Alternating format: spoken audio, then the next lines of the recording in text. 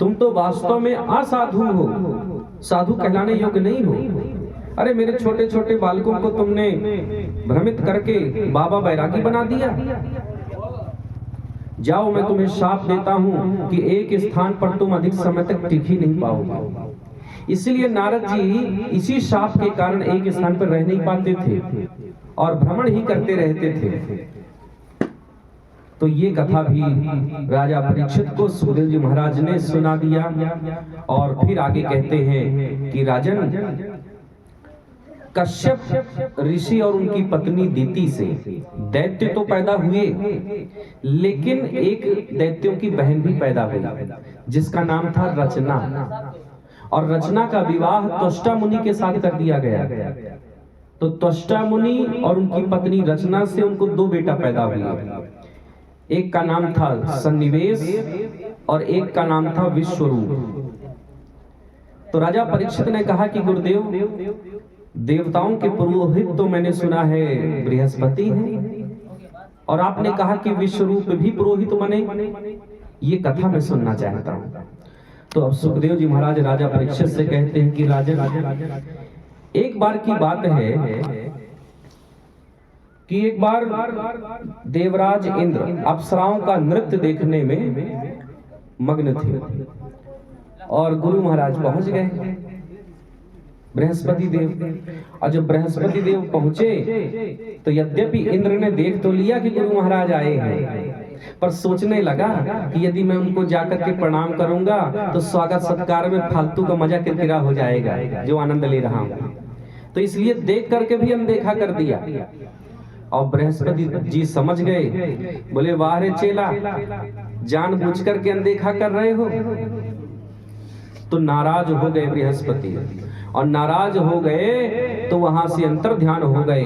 बोले अब आज के बाद तुझको मैं दिखूंगा ही नहीं, मिलूंगा ही नहीं। अब गायब हो गए। बंधुओं, शास्त्रों में ऐसे प्रमाण मिलते हैं कि शिव रुष्टे गुरुस्त्राता गुरु रुष्टे न कश्चन। यदि सारे देवता आपसे नाराज हो जाएं, लेकिन गुरुदेव की यदि कृपा आपके ऊपर है तो देवता भी आपका कुछ बिगाड़ नहीं सकते।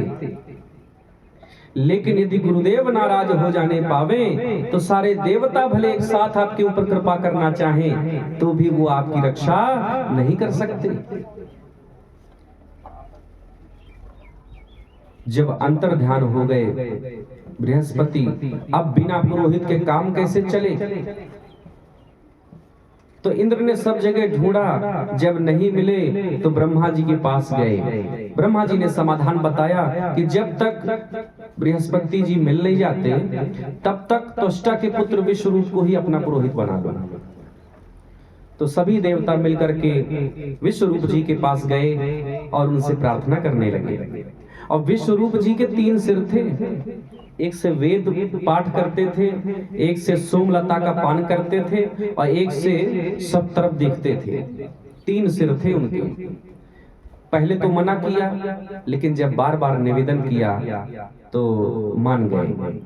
अब पुरोहित बन गए विश्वरूप। और जब पुरोहित बन गए तो बंधुओं, सबसे पहले देवराज इंद्र को नारायण कवच की विधि बताते हैं। नारायण कवच, बंधुओं, नारायण कवच इतना महत्वपूर्ण है, इतना शक्तिशाली है, जिसकी महिमा को वाणी से कहना कठिन है। ये नारायण कवच श्रीमद् भागवत के 6वें स्कंद का 8वां अध्याय है। ऐसा कहते हैं कि जो व्यक्ति प्रतिदिन नारायण कवच का पाठ करता है, उसके ऊपर कोई भी जादू टोना, विघ्न बाधा, तंत्र बाधा कारगर नहीं होती। उसके चाहे जितने भी शत्रु बन जाएं, उसका कुछ बिगाड़ नहीं सकते। और जो व्यक्ति प्रतिदिन नारायण कवच का पाठ करता है, तो यहाँ पर लिखा है कि मुच्यते सर्वतो भयात्, उसके सभी प्रकार के भय समाप्त हो जाते हैं, किसी से उसको भय रह नहीं जाता। और लिखा है कि तम नमस्यन्ति भूतानि, सारे प्राणी उसके सामने आदर से नतमस्तक हो जाया करते हैं। एक बात और, नारायण कवच के प्रभाव से इंद्र ने दैत्यों पर विजय प्राप्त की थी और अपने प्राणों को भी एक बार बचाया था इसी के माध्यम से। और बंधुओं, नारायण कवच के विषय में उसकी महिमा के लिए तो ये भी लिखा है भागवत में ही कि एक बार कौशिक गोत्रीय एक ब्राह्मण ने, जो प्रतिदिन इस नारायण कवच का पाठ करते थे, अपनी देह को एक स्थान पर त्याग दिया था। अब काफी समय बाद एक चित्ररथ नाम का गंधर्व विमान से जा रहा था, तो उसी स्थान के ऊपर से जैसे उसका विमान निकला तो विमान तुरंत गिर गया नीचे। अब विमान आगे बढ़ ही नहीं रहा, तो चित्ररथ को शंका हुई, मेरा विमान तो ठीक चल रहा था, ये कैसे गिर गया? तो बालखिल्य ऋषियों ने बताया कि महाराज, आपका विमान इसलिए आगे नहीं बढ़ रहा क्योंकि यहाँ पर ध्यान से देखिए, ये जो हड्डियां पड़ी हैं ना, ये कौशिक गोत्रीय ब्राह्मण की हड्डियां हैं, अस्थियां हैं, जो प्रतिदिन नारायण कवच का पाठ करते थे।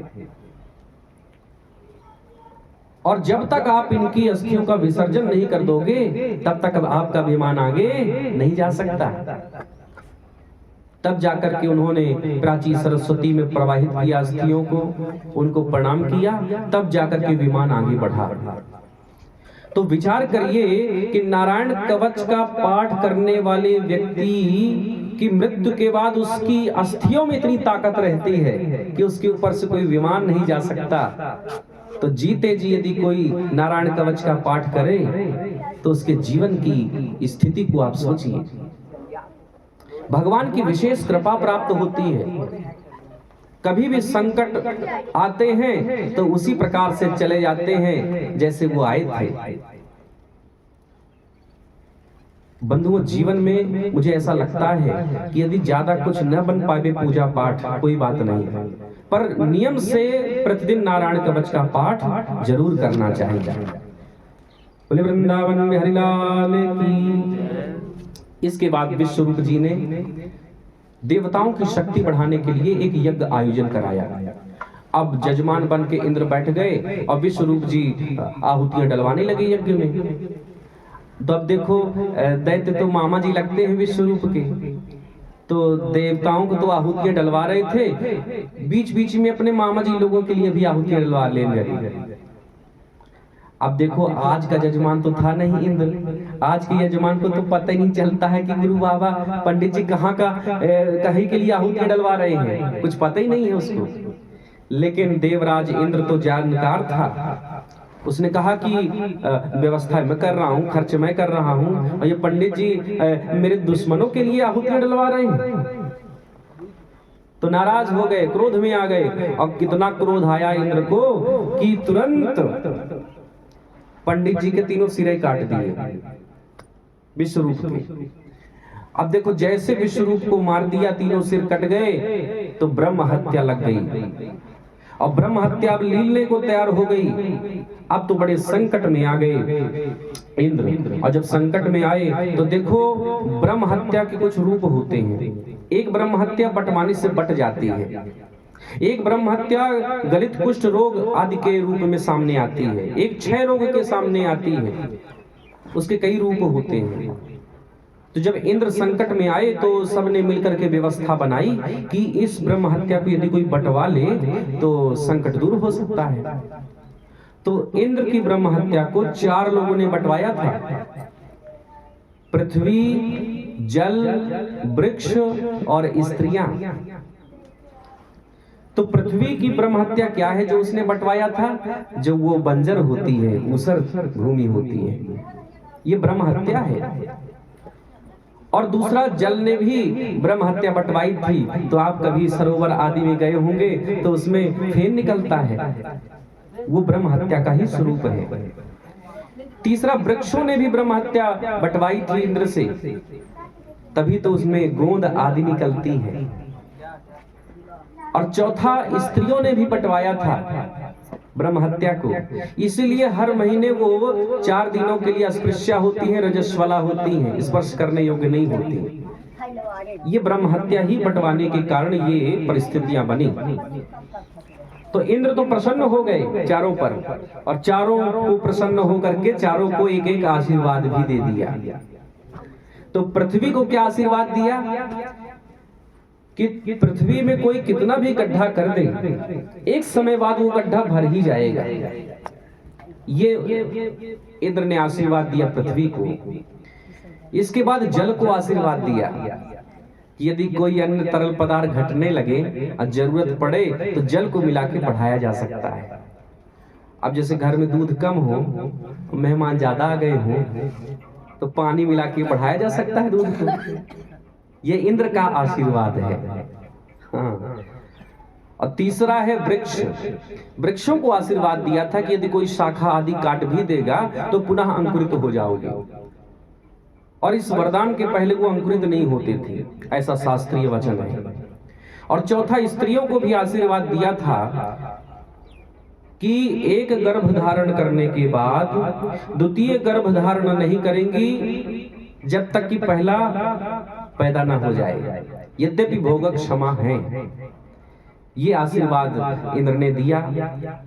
और बंधुओं, इसके बाद जब विश्व रूप के पिता त्वष्टा को पता चला कि मेरे बेटा को इंद्र ने मार दिया है,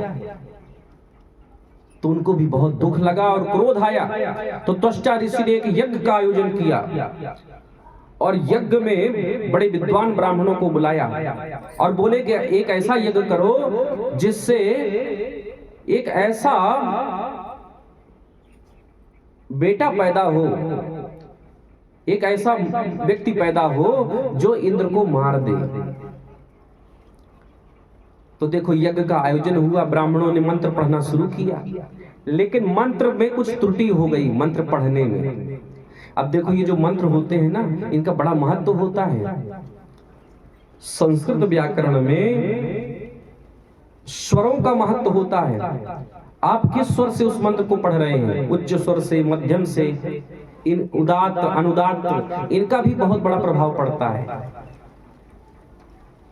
और अक्षर वही है, अब बोलने के तरीके में, उच्चारण की गति से उसके अर्थ में भेद हो जाता है। इसीलिए कहा गया है कि जब भी कोई विशेष अनुष्ठान कराना हो तो किसी विद्वान को ही बुलाना चाहिए।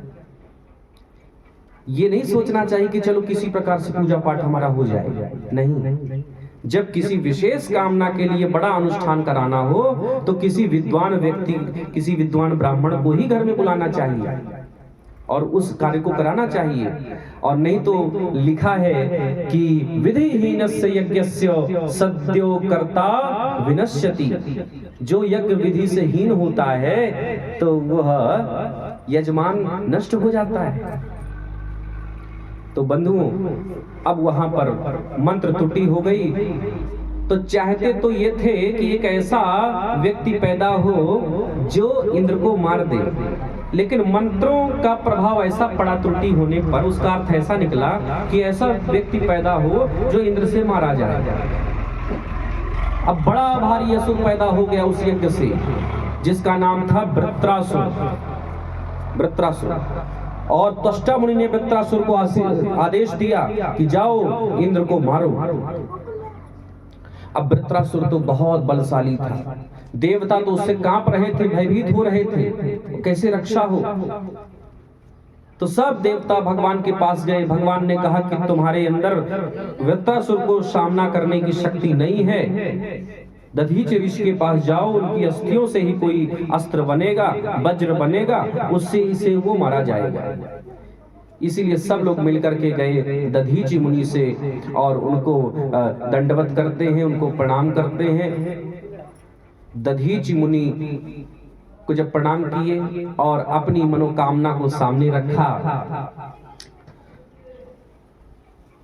तो दधीचि मुनि कहते हैं कि देवताओं तुम बड़े स्वार्थी हो। अब देखो, अपनी हड्डियां किसे प्रिय नहीं होती हैं, जीते जी कौन अपनी हड्डियां देगा, लेकिन लोकोपकार के लिए, परोपकार के लिए दधीचि मुनि ने अपनी अस्थियों का दान कर दिया और उन अस्थियों से वज्र का निर्माण कराया गया। तो देखो, पहले तो देवता छिप के भयभीत होकर के भाग रहे थे वृत्रासुर से, अब जब वज्र का निर्माण हो गया तो अब इंद्र सामने जाते हैं और जब सामने गए, अब युद्ध भूमि में वृत्रासुर भी सामने खड़ा है, लेकिन वृत्रासुर की दृष्टि जैसे ही वज्र पर पड़ी तो उसको वज्र में हरि के दर्शन होने लगे, उसकी भावना बदल गई और वो तो भगवान के चरणों में अपने स्मरण करते हुए भगवान की दिव्य स्तुति करने लगा। अहम हरे तब पादैक मूल दासानुदासो भवितास्मि भूयः मनः स्मरेतासु पतेर्गुणास्ते गृणीत वा कर्म करोतु कायः। बंधुओं, 4 श्लोकों में स्तुति किया था वृत्रासुर ने, तो ये प्रथम श्लोक है और इसमें देखो पुरुषार्थ होते हैं 4, धर्म अर्थ काम मोक्ष। तो धर्म रूपी पुरुषार्थ को इसमें मांगा है उसने। कहता है कि हे प्रभु, मैं आपका दास बन जाऊं इतनी मुझमें सामर्थ्य नहीं है, मैं आपका चरणाश्रित हो जाऊं इतनी मुझमें शक्ति नहीं है। मैं तो आपसे यही प्रार्थना करता हूं कि मैं आपके दासों के दासों के दासों का दास बन जाऊं, मेरा तो यही निवेदन है।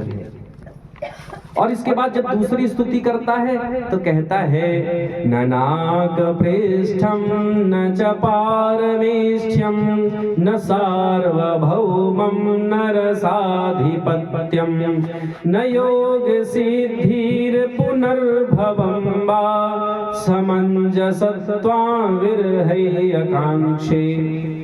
कहता है कि हे प्रभु, मुझे स्वर्ग नहीं चाहिए, मुझे मोक्ष नहीं चाहिए, मुझे सार्वभौम कोई पदवी नहीं चाहिए। तो बोले क्या चाहिए?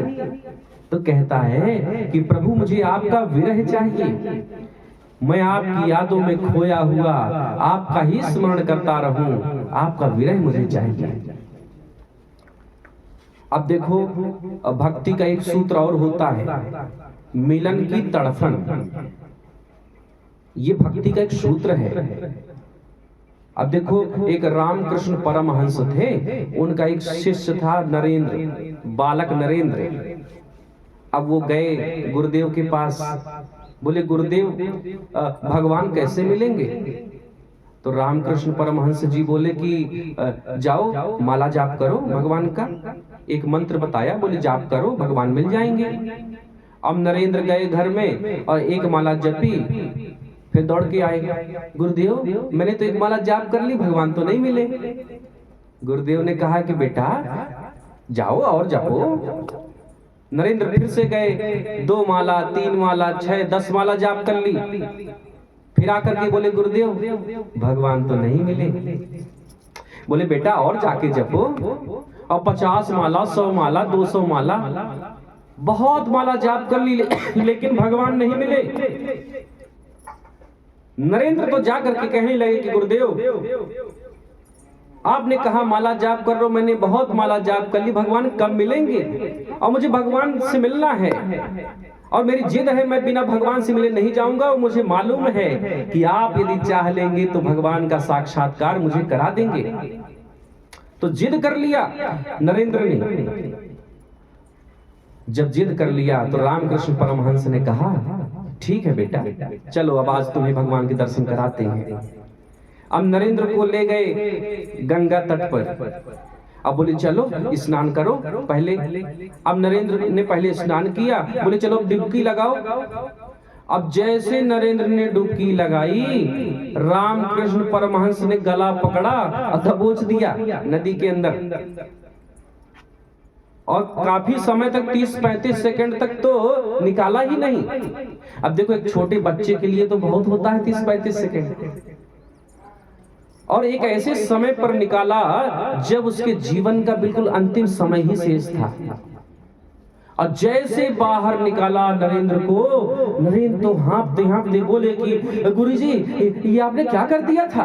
अरे मेरा गला पकड़ के आपने अंदर डाल दिया। अरे मेरे तो प्राण जाने लगे थे गुरुजी, मैं तो तड़पने लगा था।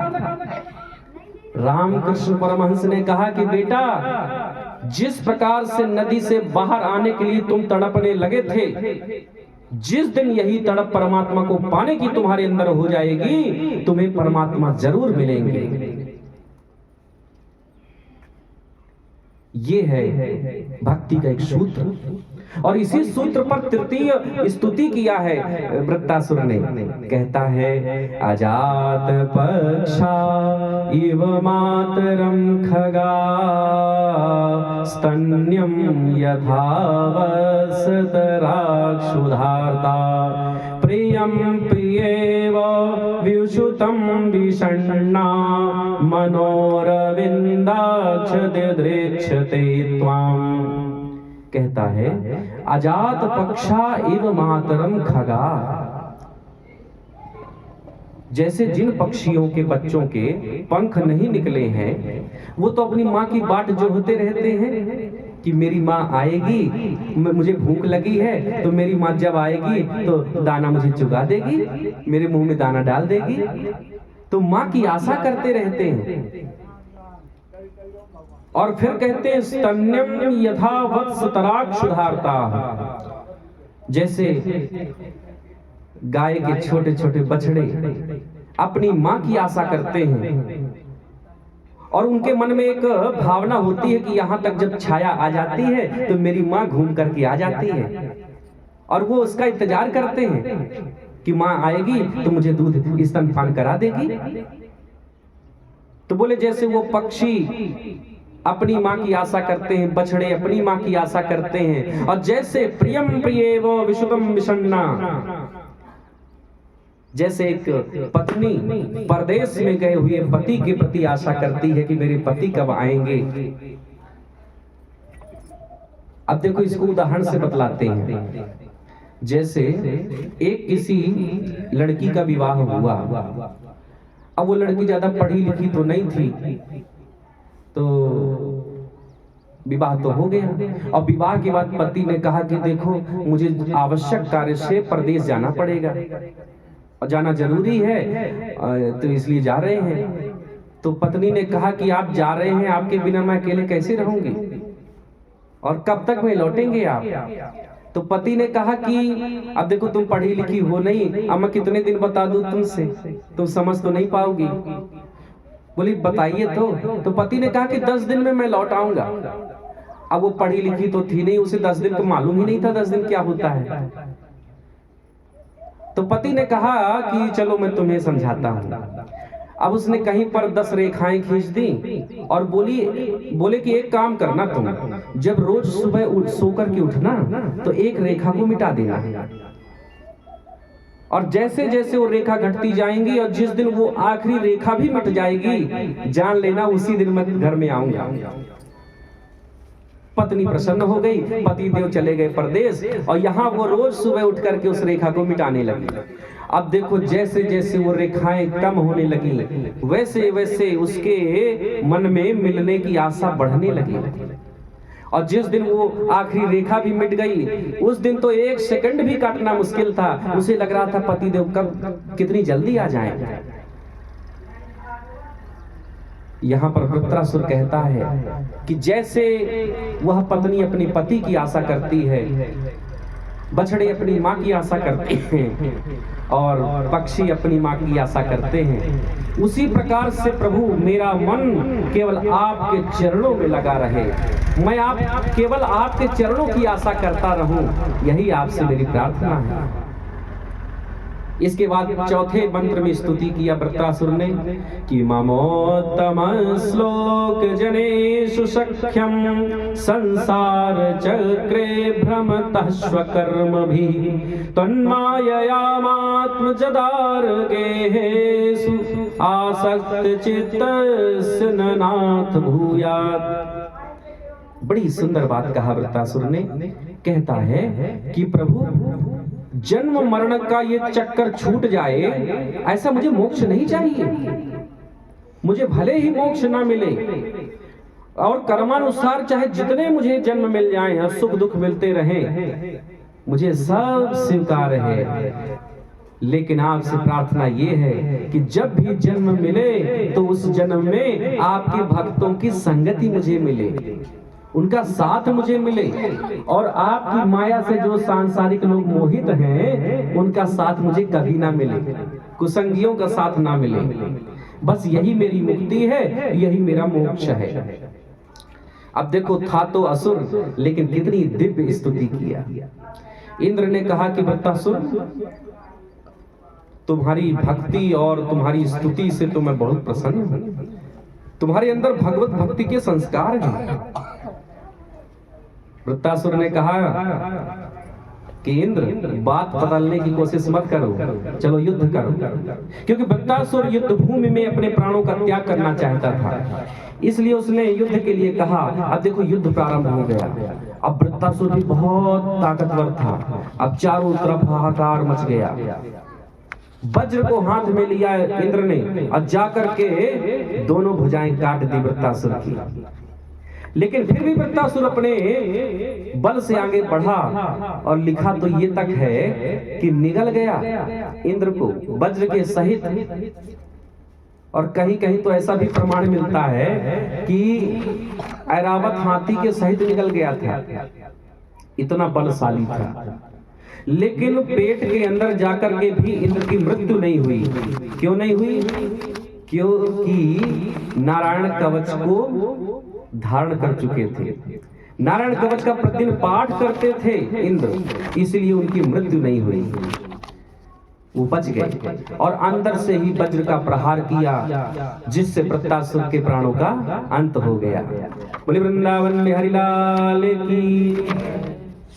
और बंधुओं, इस प्रकार से वृत्तासुर के जब प्राणों का अंत हो गया, उसकी सदगति हो गई, तो यहाँ पर सुखदेव जी महाराज राजा परीक्षित को बतला रहे हैं कि राजन, ये जो वृत्तासुर है, ये पूर्व जन्म में एक चित्रकेतु नाम का राजा था।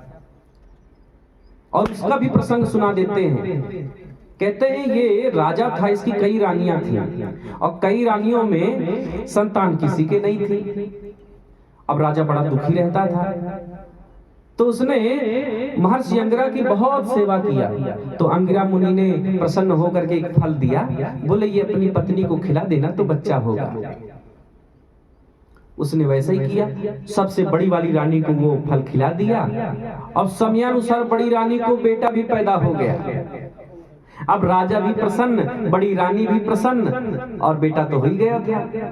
तो राजा बड़ी रानी का ज्यादा ध्यान रखने लगे, तो जो बाकी पत्नियां थीं उनको ईर्ष्या द्वेष होने लगी कि हम भी पत्नियां हैं, लेकिन देखो उसके बेटा हो गया तो उसके ज्यादा ध्यान दे रहे हैं उस पर, और हमारी कोख तो सुनी है।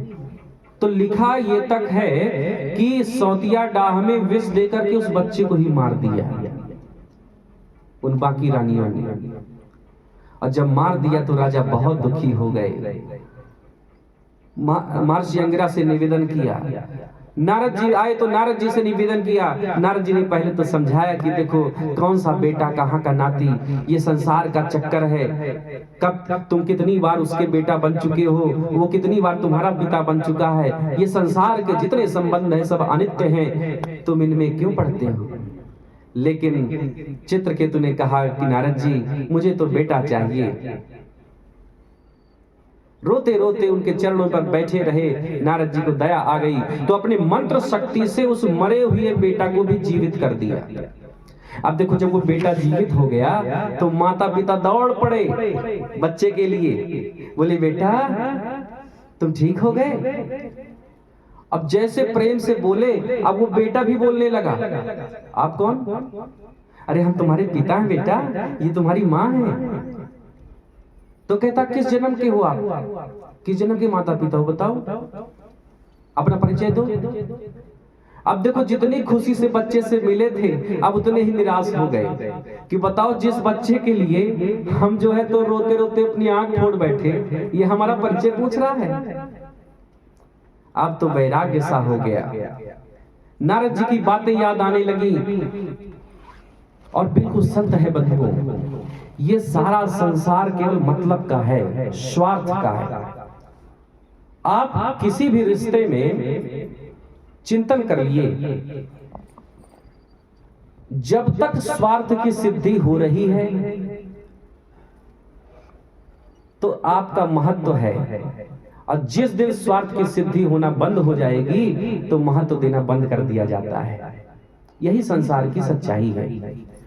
और सबसे बड़ा होता है आज के समय में धन, जो देखने में आता है। इसीलिए तो कहते हैं, किसी ने लिखा है कुछ पंक्तियां कि पैसा बिन बाप कहे बेटा ही कपूत भयो, और पैसा बिन भाई कहे बंधु दुखदाई है। पैसा बिन नारी कहे निखट्टू के पाले पड़ी, और पैसा बिन सास कहे कहाँ को जमाई है। पैसा बिन यार वास, पैसा बिन भगनी पास, और पैसा बिन देव नहीं करते सहाई है। कहते गरीब दास पैसा तुम राखो पास, और पैसा बिन मुर्दे ने लकड़ी नहीं पाई है। तो ये सारा संसार तो बंधुओं धन का है। टका धर्मः टका कर्मः टका ही परमं तपः, यस्य गृहे टका नास्ति हा टका टक टकायते। हाँ, जिसके पास टका नहीं है, धन नहीं है, तो वो टकटकाता रहे, उसकी तरफ कोई देखने वाला नहीं है। ये स्थिति है बंधुओं। और ऐसा वैराग्य आया चित्रकेतु को। नारद जी से कहा कि नारद जी, अब मैं ये सांसारिक चक्करों में नहीं पड़ना चाहता, आप कोई ऐसा रास्ता बताइए कि मैं शाश्वत संबंध को प्राप्त कर लूं। तो नारद जी ने भगवान संकर्षण की आराधना के लिए कहा, और संकर्षण की आराधना करके चित्रकेतु ने विद्याधर लोक को प्राप्त कर लिया। लेकिन एक बार भूलवश भगवान शिव पर आक्षेप किया, तो माता पार्वती ने शाप दे दिया असुर होने का। क्षमा मांगी तो माता पार्वती ने कहा कि बनोगे तो असुर ही, लेकिन भगवत भक्ति का संस्कार बना रहेगा। तो वही चित्रकेतु यहाँ वृत्तासुर बना पार्वती माता के शाप के कारण, लेकिन भगवत भक्ति का संस्कार उसमें बना रहा। इसके बाद बंधुओं कथा के प्रसंग आगे बढ़े तो सुखदेव जी महाराज ने राजा परीक्षित को बताया कि दीति के ही पुत्र दैत्य हुए, लेकिन दैत्यों के ही भाई 49 मरुदगण भी हो गए। और ये दैत्यों के भाई होने पर भी, दैत्य कुल के होने पर भी देवताओं में गिने गए। तो राजा परीक्षित को जिज्ञासा हुई, बोले गुरुदेव, अगर ये दैत्यों के भाई थे तो ये देव कुल में कैसे आ गए? तो ये कथा भी सुखदेव जी सुना देते हैं। कहते हैं कि एक बार दीति अपने पतिदेव कश्यप के पास गई और पतिदेव से प्रार्थना किया कि पतिदेव, आदित्य के बेटों ने मेरे बेटों को बहुत सताया है, तो मुझे तो एक ऐसा बेटा चाहिए जो मेरे बेटों का साथ दे और आदित्य के बेटों को परास्त कर दे। तो कश्यप ऋषि ने पहले तो कहा कि देखो, इन चक्करों में मत पड़ो, भगवत भक्ति करो। जब नहीं माना, जबरदस्ती किया, तो एक पुंसवन व्रत के विषय में बता दिया। बोले एक पुंसवन व्रत करो तो ऐसी संतान तुम्हें मिल जाएगी। अब देखो, उस दीति ने तो पुंसवन व्रत किया, और पुंसवन व्रत के प्रभाव से गर्भ में वो संतान भी आ गई।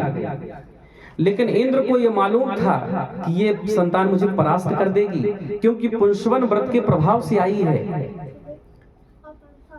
तो घबरा करके इंद्र सूक्ष्म रूप बनाया और दीति के गर्भ में प्रवेश कर गया, और प्रवेश करके उस गर्भस्थ बालक के 7 टुकड़े कर दिए, और बाद में उन 7 के पुनः 7 टुकड़े कर दिए।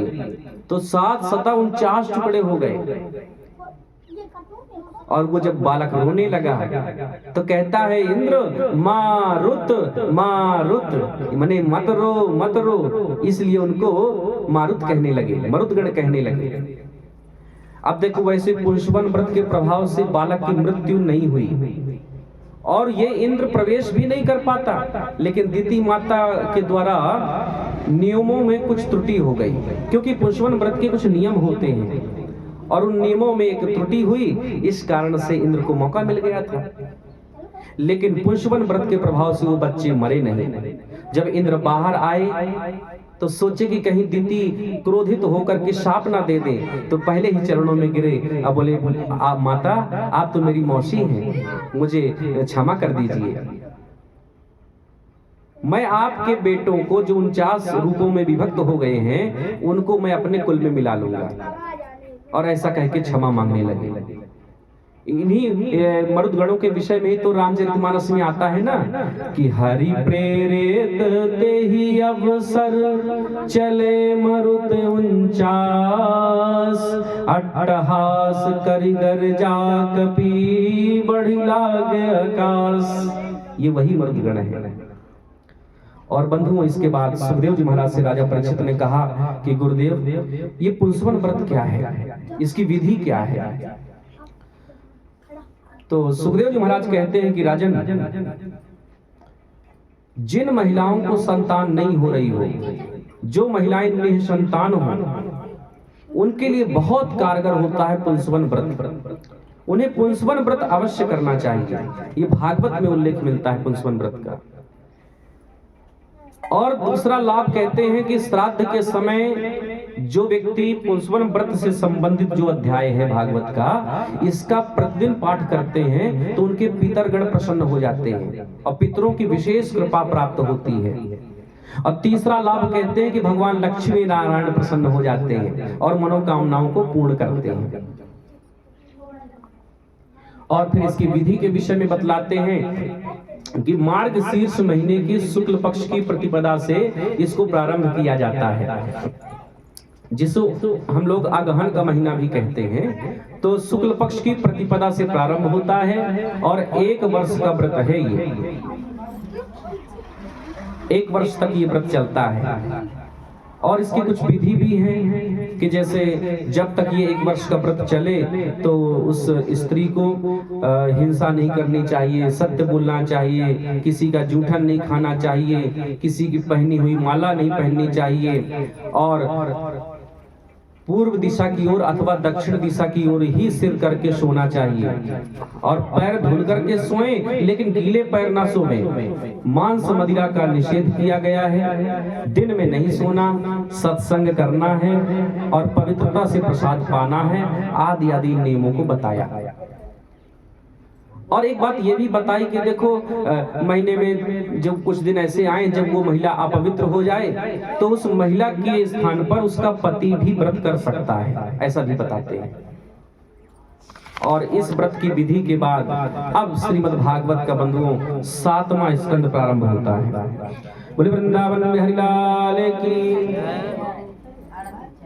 तो महाराज परीक्षित ने सुखदेव जी से पूछा, समः प्रियः सुहृद ब्रह्मन् भूतानां भगवान स्वयं इंद्रस्यार्थे कथम दैत्यान् वधीत विषमो यथा। प्रभु, आपने भगवान का एक नाम समदर्शी बताया। यदि भगवान समदर्शी हैं तो प्रायः दैत्यों का वध करते हुए क्यों दिखाई पड़ते हैं? ऐसा क्यों लगता है कि वो दैत्यों का वध करते हैं? समदर्शी हैं तो समान मानना चाहिए, पक्षपात तो नहीं होना चाहिए। और यदि पक्षपात है तो नाम समदर्शी नहीं होना चाहिए। बंधुओं, जब ऐसा कहा तो सुखदेव जी महाराज कहते हैं कि राजन, जो तुमने प्रश्न मुझसे किया है यही प्रश्न तुम्हारे दादा युधिष्ठिर ने नारद जी से किया था।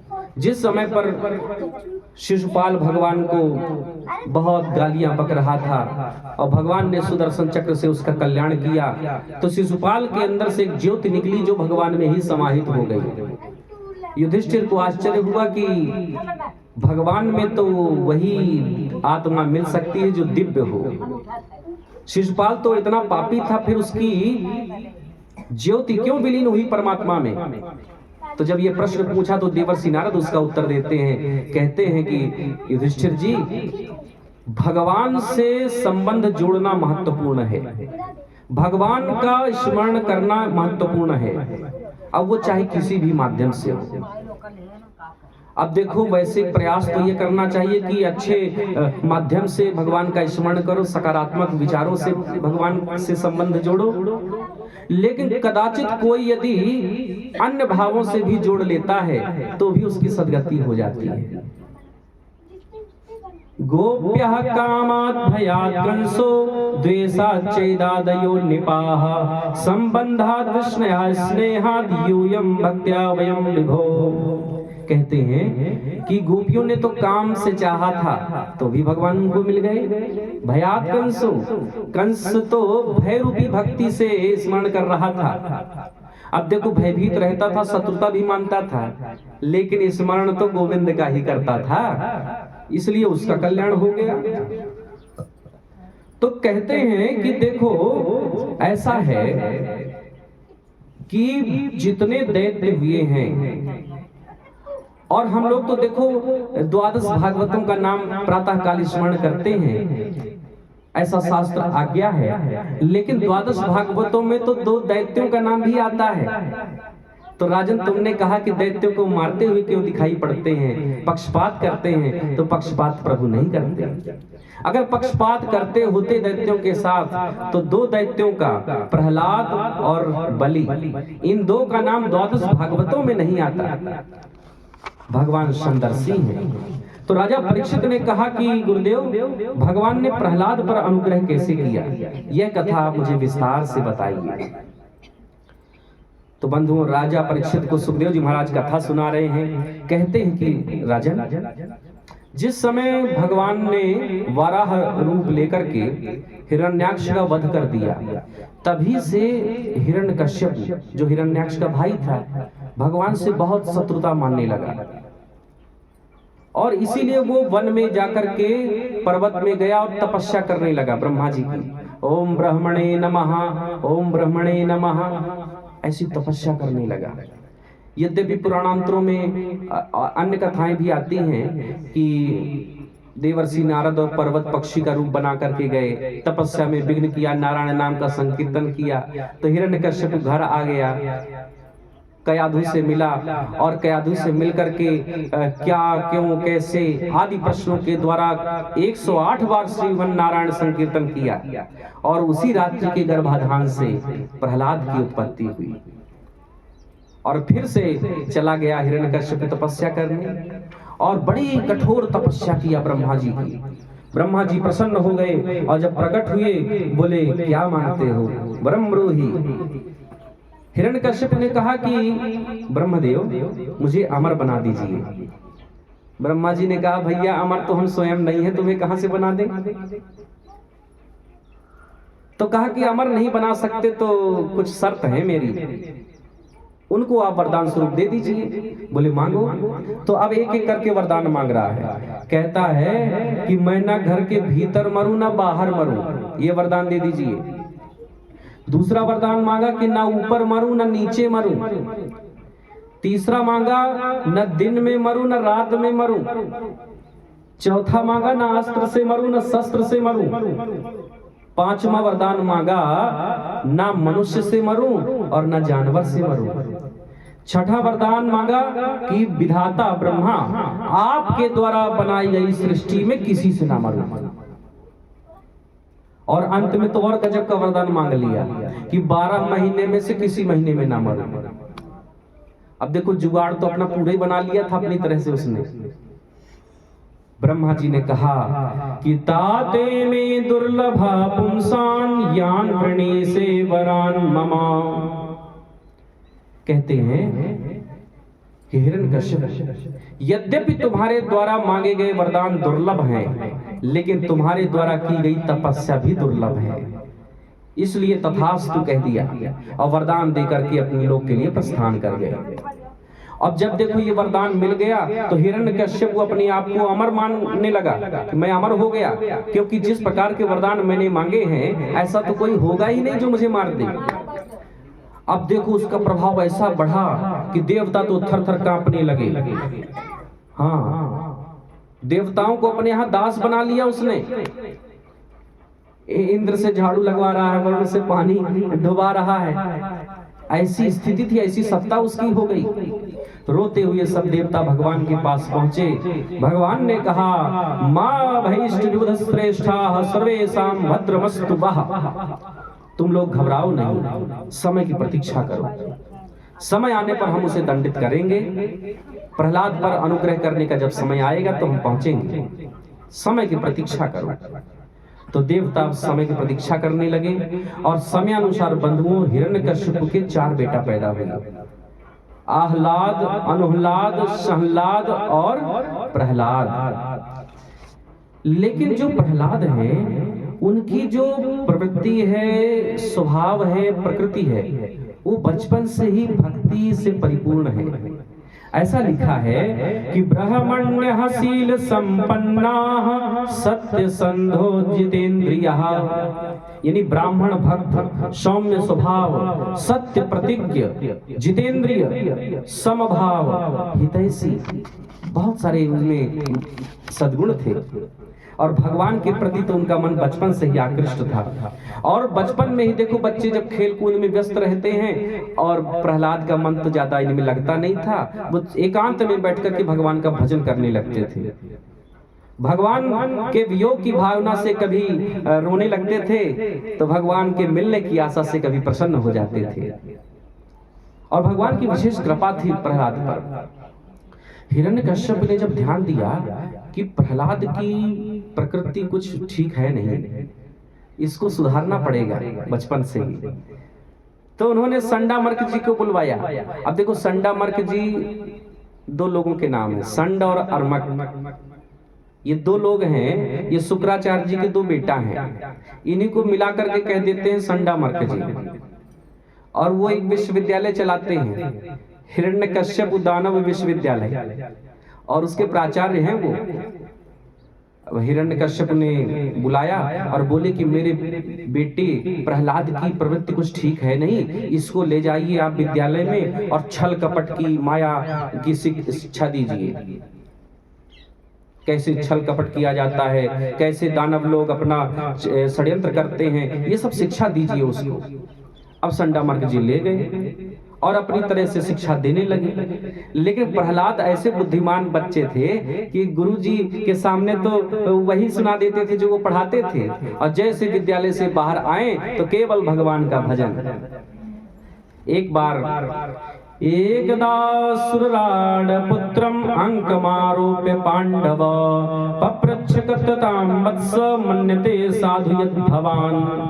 एक बार हिरण्यकश्यप विद्यालय गए तो बेटा से मिले, लाड प्यार करने लगे और पूछने लगे कि बेटा प्रहलाद, कैसी चल रही तुम्हारी पढ़ाई, और जो तुमने यहाँ पढ़ा हो, जो बात तुम्हें सबसे अच्छी लगी हो, वो तुम मुझे सुनाओ ना।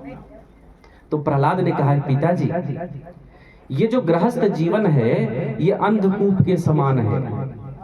हाँ, कुआं में यदि कोई गिर भी जाए तो हो सकता है वो बच भी जाए, लेकिन अंधकूप में गिरा हुआ व्यक्ति तो कभी बचता ही नहीं है। और पिताजी घर गृहस्थी में तो वैराग्य कभी होता ही नहीं है, और यदि किंचित किसी को वैराग्य हो भी जाए तो घर गृहस्थी वाले ही उसको घेर लेते हैं और उसको भजन नहीं करने देते। इसीलिए वनम गतो यद्धरिमाश्रयेत, इसीलिए सबका कर्तव्य है कि वन में चले जाओ या तो वृंदावन में चले जाओ और भगवान का खूब भजन करो, यही कर्तव्य है। और नहीं तो सारा संसार तो स्वार्थ का है। सुर नर मुनि सब कै यह रीति, स्वार्थ लागी करहि सब प्रीति। अब देखो जब इतनी सारी भगवत भक्ति की बातें किया तो हिरण्यकश्यप को बड़ा क्रोध आया। क्रोध तो बहुत आया, लेकिन सोचने लगा कि देखो बच्चे भोले भाले होते हैं, जैसा पढ़ा दो जैसा सिखा दो वैसा करने लगते हैं, तो इसमें इसका कोई दोष नहीं होगा। तो इसलिए प्रेम से बोला कि देखो बेटा ऐसा है कि जाओ और अपने मास्टर जी को हमारे पास भेजो। अब मास्टर जी आए संडामर्क जी, अब उनको खूब डांटा फटकारा हिरण्यकश्यप ने कि मैंने छल कपट की मायावी विद्या सिखाने के लिए यहाँ भेजा अपने बेटा को, और तुम लोग क्या सिखा रहे हो। तो क्षमा मांगने लगे। संडामर्क जी बोले कि महाराज ये आपके बेटे की प्रकृति अपने आप पता नहीं कैसी है, ये हमने कुछ नहीं सिखाया ऐसा। हिरण्यकश्यप ने कहा कि आगे से ध्यान देना। अब ऐसा कहकर हिरण्यकश्यप चला गया। अब यहाँ पर संडामर्क जी ने बुलाया प्रहलाद को और कहने लगे, वत्स प्रहलाद भद्रम ते सत्यम कथय माम वृषा बालानति कुतस्तुभ्यम एष बुद्धिर विपर्ययः। एष बुद्धिर विपर्ययः, ये तुम्हारी उल्टी बुद्धि किसने कर दी है बताओ? और सही सही बताना, ये उल्टी बुद्धि तुम्हारी हो कैसे गई, किसने सिखाया तुमको? तो मुस्कुराकर के प्रहलाद कहने लगे कि गुरुजी, मैं परमात्मा की उस दिव्य माया को प्रणाम करता हूँ कि जो जीवों के कल्याण की बात कहने पर भी लोग उसको उल्टी बुद्धि वाला समझते हैं। मैं भगवान की उस माया को प्रणाम करता हूँ। इतना गुस्से से लाल पीला हो गए संडामर्क जी, बोले तू हमसे पढ़ने आया है कि हमको पढ़ाने आया है? हाँ? अरे अभी हमारा डंडा लाओ, अब इसकी अकल ठिकाने लगाते हैं। दैत्य चंद्रमने जातोयम कंटकद्रुमाः। अरे दैत्य रूपी चंद्रमन में तू कटीला वृक्ष कहां से पैदा हो गया? खूब डांटा। अब बोले आज के बाद ऐसी गलती नहीं होनी नहीं चाहिए। सुखदेव जी महाराज ने राजा परीक्षित से कहा कि राजन, ये गुरु जी नहीं डांट रहे हैं, ये मास्टर जी डांट रहे हैं।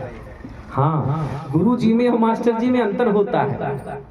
जो मास्टर जी होते हैं वो महीने महीने की फीस भी लेते हैं, और जैसा बच्चा चाहता है और बच्चे के माता पिता चाहते हैं उसी के अनुरूप वो व्यवहार कर दिया करते हैं, क्योंकि रोजी रोटी बनी है ना अपनी। लेकिन जो गुरु होते हैं, गुरु के इससे मतलब नहीं होता। गुरु तो जो सत्य मार्ग ही दिखाते हैं, जो सत्य है वही कहेंगे, भले बुरा लग जाए तो लग जाए, इसलिए इनमें अंतर होता है। तो बोले ये गुरु जी नहीं डांट रहे हैं, ये संडामर्क नाम के मास्टर जी डांट रहे हैं, जो हिरण्यकश्यप के इशारे पर चलते हैं। अब देखो धीरे धीरे समय बीता और संडामर्क जी मायावी विद्या सिखाने का प्रयास करने लगे। अब एक बार जब गर्मियों की छुट्टी हुई, जैसे आजकल होती ना बच्चों की छुट्टियां, तो छुट्टियों में संडामर्क जी प्रहलाद को घर छोड़ दिए। अब कुछ दिन वहां पर रहने लगे छुट्टियों में प्रहलाद। तो माता बड़ी प्रसन्न हुई और माता ने एक दिन तो बड़ी सुंदर श्रृंगार किया, स्नान कराया और सजा धजा करके बोली, बेटा जाओ अपने पिताजी से मिलो, उनको प्रणाम करो। देखो मैंने शायद किसी दिन कहा था कथा में कि बच्चों के लिए तो उनकी प्रथम गुरु उनकी माँ ही होती है। माँ ही प्रथम गुरु है। माँ जैसा सिखाती है उनका प्रभाव दीर्घकालीन होता है। तो कयाधु माता ने प्रहलाद को सिखाया कि पिता को प्रणाम करना चाहिए, जाओ प्रणाम करो। तो जा करके पिता हिरण्यकश्यप को प्रहलाद ने प्रणाम किया तो प्रसन्न होकर के प्रहलाद को गोद में उठा लिया और गोद में उठा करके पुनः वही प्रश्न पूछा कि बेटा आगे पढ़ करके कैसी रही पढ़ाई, कैसा लगता है वहाँ? और बेटा तो जो तुमने वहां सीखा होगा ना, जो तुम्हें सबसे अच्छा लगती हो पढ़ाई, वो मुझे सुनाओ। अब फिर से वही प्रश्न कर दिया। तो प्रहलाद जी फिर से वही कहने लगे, पिताजी श्रवणम कीर्तनम विष्णोः स्मरणम पाद सेवनम अर्चनम वंदनम दास्यम सख्यमात्म निवेदनम इति पुंसार्पिता विष्णो भक्तिश्चेन्नवलक्षणा क्रियते भगवत्यद्धा तन्मन्येधीतमुत्तमम्। ये नवधा भक्ति सुनाती, नवधा भक्ति। श्रवणम कीर्तनम विष्णोः स्मरणम पाद सेवनम, भगवान की कथा को श्रवण करना, भगवान के नाम का कीर्तन करना, स्मरणम भगवान का स्मरण करना, पाद सेवनम भगवान की चरण सेवा करना, अर्चना करना, भगवान की भक्ति करना।